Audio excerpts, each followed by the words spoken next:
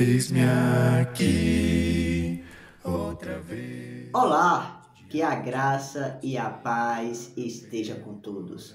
Sejam bem-vindos ao Meditando na Palavra. Momento esse que vamos estar refletindo sobre a Palavra de Deus e fazer aplicações para a nossa vida. O Meditando na Palavra, hoje vamos refletir com o tema O Tesouro no Vaso de Barro.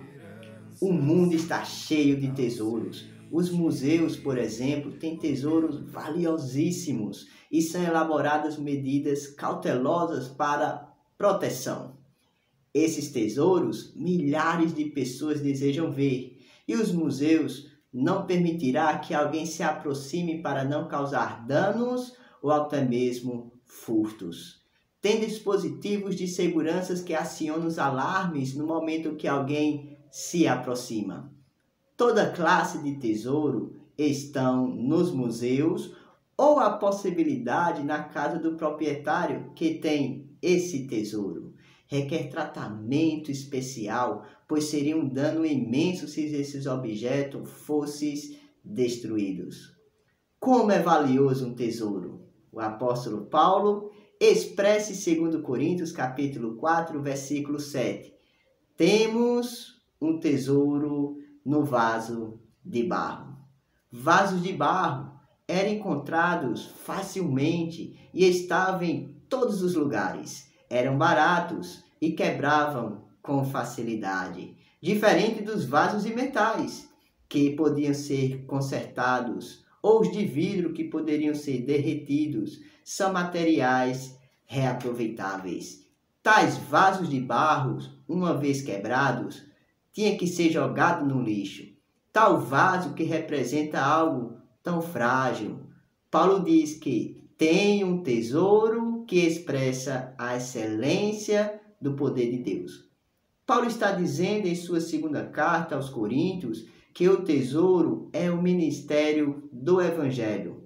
2 Coríntios, capítulo 4, versículos 5 a 6, que diz: porque não nos pregamos a nós mesmos, mas a Cristo Jesus como Senhor, e a nós mesmos como vossos servos. Por amor de Jesus, porque Deus que disse, das trevas resplandecerá a luz, Ele mesmo resplandeceu nos nossos corações, para a iluminação do conhecimento da glória de Deus na face de Cristo. Paulo fala de uma luz que resplandece em nossos corações, para a iluminação do conhecimento da glória de Deus e na face de Jesus Cristo. A luz é a proclamação no sentido que Jesus Cristo é o Senhor. Paulo declara que o tesouro que tem o vaso de barro, esse tesouro foi dado, e o tesouro é as boas novas do Evangelho, que resplandece o poder de Deus, não do vaso. O vaso de barro que contém o tesouro. Está claro que Paulo diz que o vaso é os servos, os cristãos, e tem suas debilidades, seus defeitos e sua fragilidade. Deus não escolheu colocar seu tesouro em uma fortaleza com toda segurança. O tesouro de Deus foi posto em vasos de barro frágil. Quando Paulo diz, temos, porém, este tesouro em vaso de barro, esse comentário Paulo não teria dito se não fosse objeto de críticas tão fortes. Seus oponentes colocavam em dúvida seu apostolado, dado por motivo que ele era débil, ou seja, fraco para ser um verdadeiro ministro. Suas cartas são duras e fortes, mas a presença pessoal é fraca e a palavra desprezíveis. 2 Coríntios capítulo 10, versículo 10. Era como se dissera, esperavam um ministro como que se falava em lugares públicos, ou esperavam que fosse alguém de boa aparência como um atleta de Jogos Olímpicos. Paulo era um simples ministro da palavra de Deus. Os sofisticados coríntios esperavam um grande ministro aos olhos humanos. A resposta de Paulo foi lembrar que Deus escolheu colocar seu tesouro em frágil vasos de barro e não em recipientes sólidos sem defeitos. O objetivo do vaso de barro é mostrar o poder que pertence a Deus. Paulo está exortando que o pensamento só sendo superministro para servir a Deus está equivocado. Deus realiza sua obra em vasos de barro, que é o tesouro, a excelência, que é o poder de Deus, pertence a Deus, não a homens. Todos os cristãos são ministros de Deus, apesar da sua fragilidade e dos seus defeitos, que tem um vaso de barro. O ministro reconhece que Deus está usando sua vida para a glória de Deus. Paulo se preocupava com os ministros da palavra e também com sua própria vida. Ele diz: em tudo somos atribulados, porém não angustiados, perplexos, porém não desanimados, perseguidos, porém não desamparados, abatidos, porém não destruídos. 2 Coríntios capítulo 4, versículo 8 a 9. Nesses versículos, Paulo mostra a fragilidade do vaso e o poder de Deus na vida do vaso. Paulo começa a descrever a fragilidade do vaso, atribulados, perplexos ou sem saber o que fazer, perseguidos, abatidos. Quando se olha para essa lista, depois de cada palavra tem o porém. Somos em tudo atribulados, porém não. Significa o poder de Deus na vida do vaso, porém não angustiado, porém não desanimados, porém não desamparados, porém não destruídos. A ação de Deus na vida do vaso. Esses versículos 8 e 9, como se Paulo estivesse recordando de sua própria experiência e compartilhando, não para exaltar a si mesmo, e sim para demonstrar o poder de Deus. Quando ele começa dizendo, somos em tudo atribulados, muitas tribulações ele passou, principalmente sua terrível experiência sofrida na Ásia. 2 Coríntios capítulo 1, versículo de 8 a 10. Ele adiciona a frase, porém não. Ele está indefeso, porém jamais derrotado.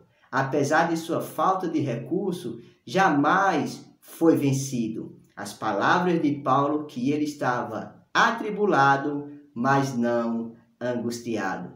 Essas palavras descrevem que na vida do cristão não está ausente de dores, tribulações, mas o fato que o cristão não é destruído pelas tribulações. O ministro ou o vaso não se dá por vencido.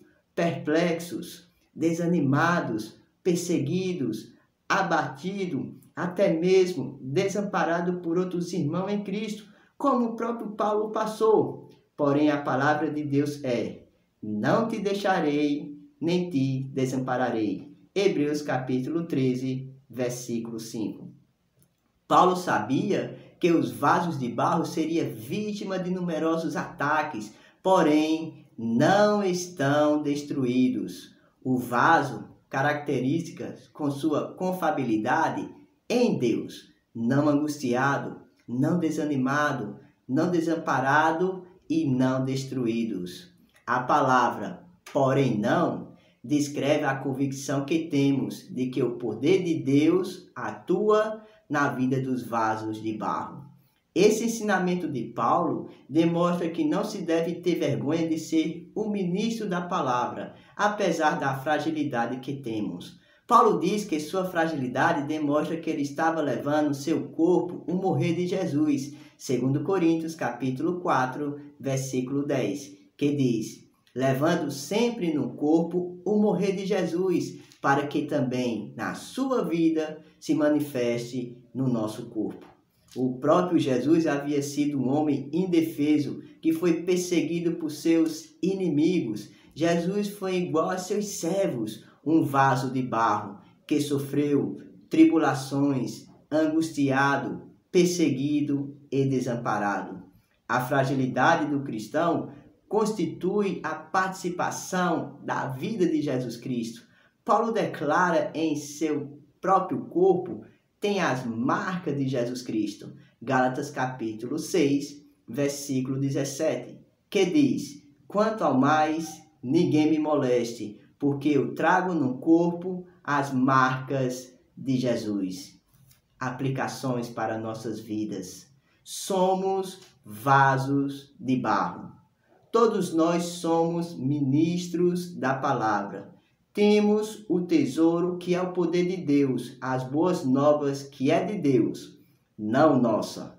Nossa cultura muitas vezes influencia a querer ser superministros, buscar influências importantes, porém Paulo exorta contra esse pensamento. O verdadeiro ministro, sua fonte está em Deus e sua vida exalta somente a Deus.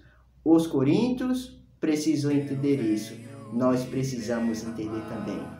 Nós que somos vasos de barro, vamos ser em tudo atribulados, muitas vezes abandonados pelos próprios irmãos.